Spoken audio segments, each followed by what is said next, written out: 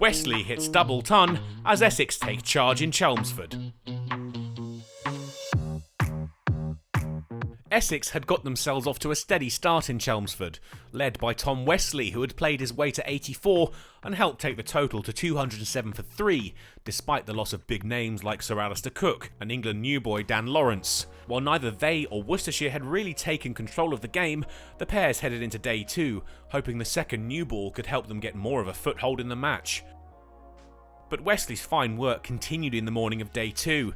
His partnership with Paul Walter, worth 100 runs in the face of some tricky to negotiate bowling. The skipper was rewarded with a century, brought up as he chipped Barnard through the leg side. He'd have to go on without Walter though. He'd find himself caught in the slips by Daryl Mitchell off the bowling of Ed Barnard. Essex were showing what made them champions last year. Westley was ably supported by Ryan Tenderscarter, and despite more challenging bowling, the pair cruised their way towards lunch and 300 runs. Worcestershire struck back with the interval looming though. The spin of D'Oliveira beat Tenderscarter's bat and he was given out LBW on 30. He'd be the last man to fall, 300 runs breached, with lunch coming soon after, and the score 312 for 5. But importantly, Tom Westley still unbeaten on 134.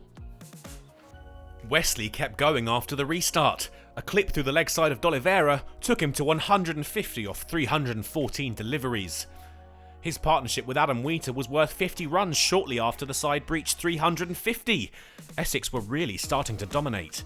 There was no stopping the Essex captain, who by now was looking to a double 100 as reward for his excellent innings. Wheater though had his moment first. An edge down to third man was enough to take him to his first half century of the season and his side past 400 runs.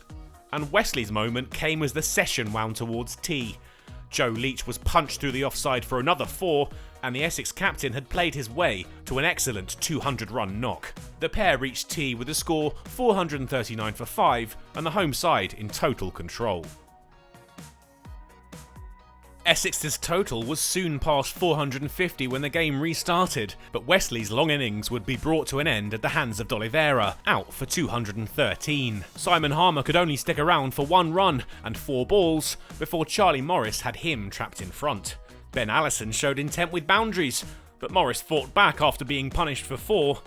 Allison tried 1 shot too many, out for 13. It was Adam Wheater's turn to go in the next over, he too departing as he looked to accelerate, caught in the deep. His wicket saw Essex declare with the score 490 for 9, an impressive first innings total to get their season up and running. Daryl Mitchell and Jake Libby led Worcestershire's reply and took their chance to find their feet, watchful with the evening winding towards the close. The serene start was shattered by a burst of wickets though.